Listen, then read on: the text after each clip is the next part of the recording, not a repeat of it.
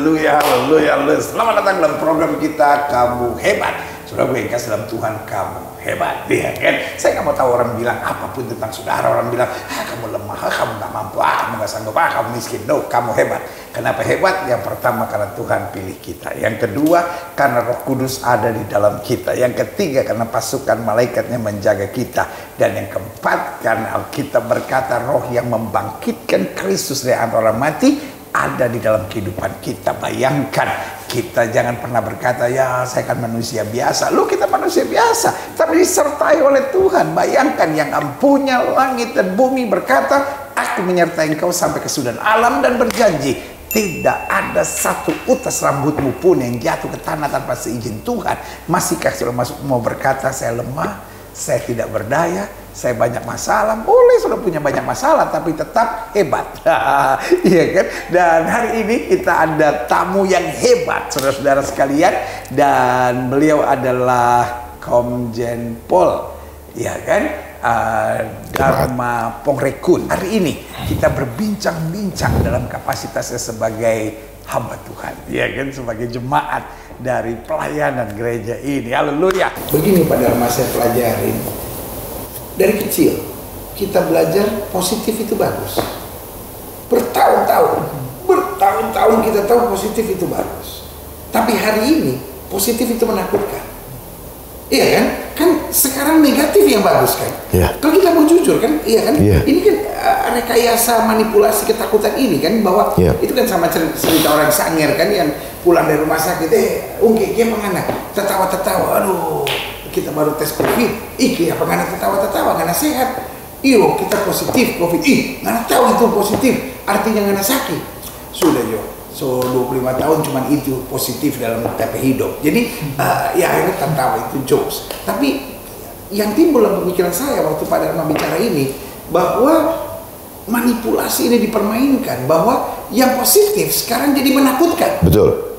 Iya kan? Yeah. Yang negatif justru itu yang baik, istilahnya aman. Bagaimana menurut Anda? Ya, memang itu adalah cara tipu muslihat yang dilakukan seperti begini. Kita mau dibuat keluar dari fitrah, dari kodrat ilahi. Ya, kodrat ilahi kita itu berkumpul, Pak. Bukan terpisah, bukan lewat Zoom. Ketika kita pakai lewat Zoom, ada gelombang yang tidak disenangi oleh tubuh kita. Saya bisa beri contoh, misalnya ketika Bapak berlaku aneh, terus kemudian kita itu Bapak melempar vibrasi yang tidak bagus kepada saya. Gitu. Kita misalnya Bapak datang ke suatu tempat yang angker, itu vibrasinya nggak enak, badan kita juga jadi lemes. Tapi kalau kita datang ke tempat peribadatan, badan kita jadi seger, sehat. Nah, seperti itulah vibrasi itu, Pak. Dia vibrasi ini tidak pernah diam, dia selalu bergerak. Jadi kita ini kan benda fisik, Pak. Kita hidup, Pak, dari supranatural, Pak. Kita datang dari yang tidak ada dan sekarang yang kelihatan. Sama juga ciptaan. Ciptaan itu tadinya tidak ada. Keluarnya dari imajinasi. Imajinasi itu kan kandungan daripada kreasi kan, Pak. Gitu. Nah, seperti itu. Jadi makanya kalau orang meninggal, yang pulang rohnya benda barang ini, tubuhnya jadi benda mati. Nah, ini yang sering tidak dipahami dalam kehidupan kita. Makanya kenapa orang selalu kecewa ketemu dengan seseorang? Kenapa? Saya pikir dia baik. Karena dia cuma lihat casingnya. Ternyata Pak, dia tidak tahu ada udang. Kita terbiasa melihat batunya doang. Udangnya kita nggak bisa lihat. Karena kita hanya pakai 5 cent, Pak. Dimensi yang situ kita udah nggak bisa tembus. Seperti gini, 5 roti tambah 5 tambah 2 sama dengan 7. Kita tidak pernah dilatih lagi untuk membuat menjadi 5.000. Seolah-olah itu cuma peristiwa hanya bisa dilakukan oleh Tuhan Yesus. Padahal bisa dilakukan. Nah, ini yang tidak pernah dilatih. Karena kalau nggak salah di Filipi atau pernah juga tiba-tiba ada di suatu tempat kan, Pak. Nah, semua itu bisa kita lakukan, Pak.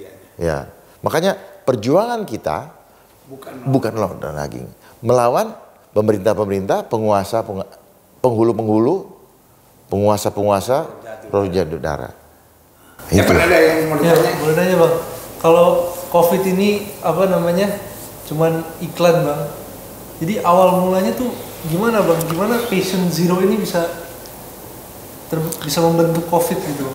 Artinya begini, yang memperbesar persoalan ini karena diperbesar oleh propagandanya. Entah itu lewat media, tetapi kuncinya di sini.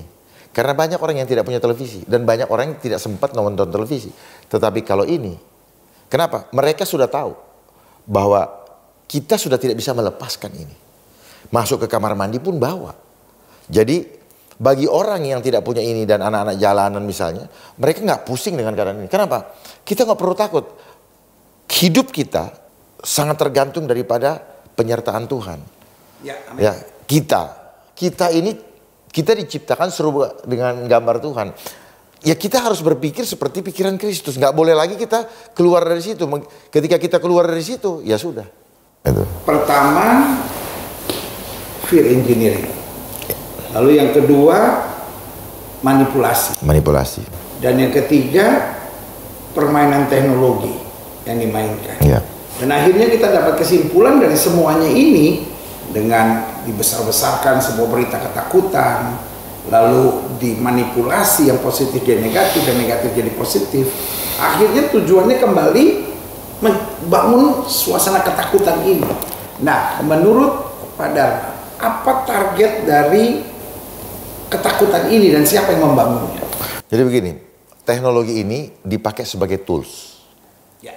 Tools, tujuannya untuk mudah melakukan fear engineering. Jadi bukan teknologinya yang jahat, tapi teknologi yang sudah dimanipulasi dan dipermainkan. Terutama karena teknologi informasi dan komunikasi, khusus loh. Ya. Khusus ketika kita punya smartphone. Ketika yang dulu-dulu belum. Begitu smartphone, dia mencuri kita punya mindset.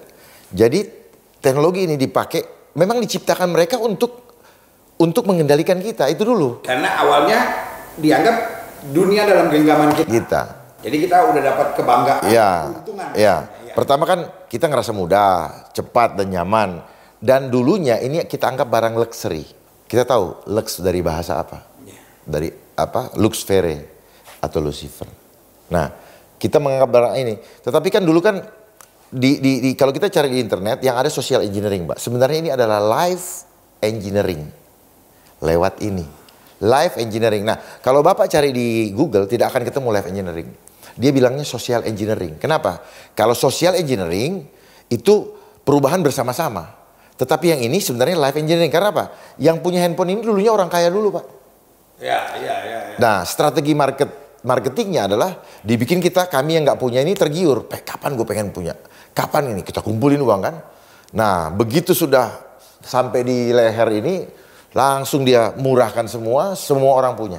Jadi step by step. Bakso, semua punya. Ya, jadi pelan-pelan, satu-satu masing-masing kita yang dia rubah.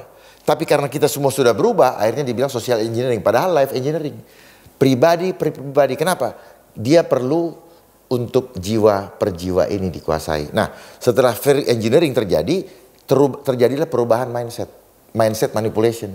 Nah, pola pikir yang berubah akan menghasilkan perilaku yang berubah. Perilaku yang berubah dilakukan berulang-ulang akan menjadi kebiasaan. Iya, akan menjadi budaya. Kebiasaan dulu, Pak. Ya. Setelah 21 hari. Misalnya Bapak biasakan pakai celana, terus keliling kota, nggak ada malu. Lama-lama terbiasa 21 hari. Setelah itu menjadi karakter, menjadi budaya. Nah, ujung-ujungnya kita menjadi kehilangan jati diri sebagai anak-anak Tuhan. Kehilangan jati diri sebagai bangsa. Bukan fitrahnya, bukan aslinya gitu lah, Pak. Dan akhirnya, tujuan akhirnya apa? Supaya kita meninggalkan Tuhan. Saat ini saja silaturahmi kita mulai putus. Saya punya ponakan, dia tidak bisa lagi ketemu dengan kawan-kawan dia. Kenapa? Hanya bisa lewat Zoom. Bapak tahu, kenapa ketika masalah ini ada, kemudian tiba-tiba muncul alat itu? Untuk apa? Karena memang they prepare long time before. Tiba-tiba muncul kan? Dan semua kita difokuskan ke situ untuk apa? Main pulsa terus semua. Jadi pulsa terus sekarang, bermain. Bapak nggak tahu berapa setiap kali Bapak Zoom atau Bapak streaming berapa habis banyak pulsa. Kita nggak pernah tahu. Kami juga nggak tahu yang mendengarkannya. Pulsa. Semuanya, setiap gerakan, setiap ini selalu ada angkanya. Karena nanti kan dikonversi jadi money, Pak. Langkah apa yang menurut Pak Dharma bisa kita buat dalam hal ini? Di saat-saat seperti ini, cuma satu, Pak. Kita harus bersatu. Dan bersatu menuju ke satu arah. Sama seperti ikan Nemo. Ketika dia mendobrak, kalau ada yang pernah lihat ikan Nemo, dia mendobrak itu jaring. Makanya kan di sini bilang ada network ya, jaring. Kita dijaring, Pak.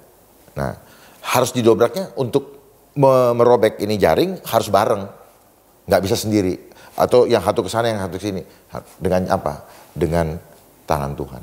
Ini sudah di akhir-akhir, Pak. Dia melakukan percepatan untuk segera mengendalikan.